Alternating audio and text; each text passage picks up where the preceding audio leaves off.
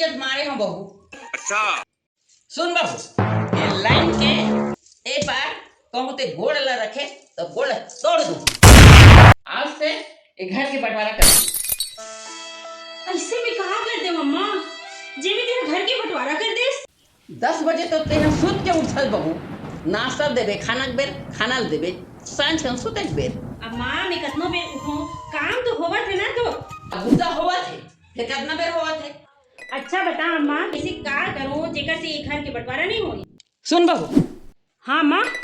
पहली बात तो लभियानिया 4 बजे उठना है सवेरे बिहानिया।